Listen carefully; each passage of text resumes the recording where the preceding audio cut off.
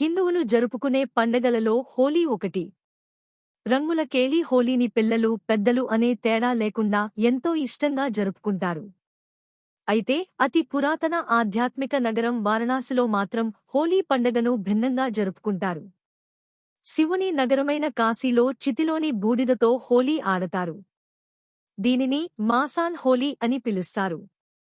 కాశీలో మాసాన్ హోలీ చాలా ప్రసిద్ధి చెందింది. ఈ మాసాన్ హోలీని ఎందుకు ఆడతారో తెలుసుకుందాం. కాశీలో ఈ హోలీ ఆడే సంప్రదాయం ఎలా మొదలైందంటే, కాశీ ప్రపంచంలోనే అత్యంత పురాతన నగరం. శివయ్య కొలువైన ఆధ్యాత్మిక నగరం శివుని త్రిశూలం మీద ఉందని చెబుతారు. కాశీలో జరుపుకునే హోలీ వేడుకల కోసం నగరం సిద్ధం అవుతుంది. ఇక్కడ మసాన్ హోలీ ఆడతారు. ప్రయాగ్రాజ్లో మహాకుంభమేళా ముగిసిన అనంతరం నాగ సాధువులు మసాన్ హోలీ ఆడటానికి కాశీకి చేరుకున్నారు.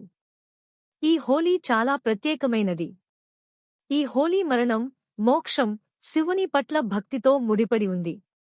ఈ హోలీని ముఖ్యంగా కాశీలోని మణికర్ణిక ఘాట్, హరిశ్చంద్ర ఘాట్ వద్ద ఆడతారు. ఈ రెండూ దహన సంస్కార స్థలాలు.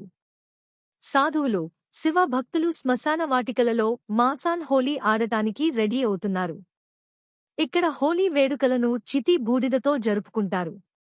ఈ సంవత్సరం కాశీలో మసాన్ హోలీ ఎప్పుడు ఆడతారు?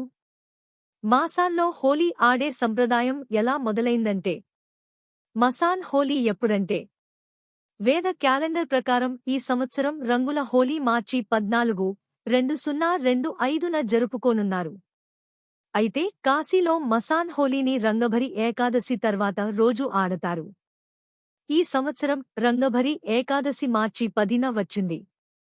దీంతో ఈ సంవత్సరం మసాన్ హోలీ మార్చి 11న జరుపుకోనున్నారు. మసాన్లో హోలీ ఆడే సంప్రదాయం శివుడికి, శ్మశానవాటికకు సంబంధించినదని చెబుతారు. హిందూ మత గ్రంథాలలో శివుడు లయకారుడు, మోక్షాన్ని ఇచ్చే దైవంగా చెప్పబడింది. ఆ శ్మశానవాటిక నివాసి శివుడు. శివుడికి శ్మశానవాటిక అంటే చాలా ఇష్టమని నమ్మకం. శివుడు శ్మశానవాటికలో నృత్యం చేస్తూ తన అనుచరులతో హోలీ ఆడతాడు. రంగభరి ఏకాదశి రోజున శివుడు తన అనుచరులతో గులాల్తో హోలీ ఆడాడు. అయితే రాక్షసులు, యక్షులు, గంధర్వులు, ఆత్మల కోరిక మేరకు హోలీని రంగభరి ఏకాదశి తర్వాత రోజు మాసాన్ హోలీ ఆడతారు.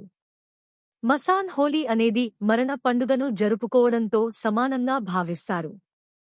మనిషి తన భయాన్ని అదుపులో ఉంచుకుని మరణ భయాన్ని విడిచిపెట్టినప్పుడు జీవించడంలో ఆనందాన్ని పొందుతారు. అహం, దురాశ వంటి దుర్గుణాలు ఉన్నప్పటికీ వారి జీవితం బూడిదగా మారి ముగుస్తుందని మసాన్ హోలీ బోధిస్తుంది. గుప్పెడు బూడిద మాత్రమే చివరికి మనిషికి మిగిలేది అనే పరమ సత్యాన్ని బోధిస్తుంది. మణికర్ణికా ఘాట్, మోక్ష ద్వారం.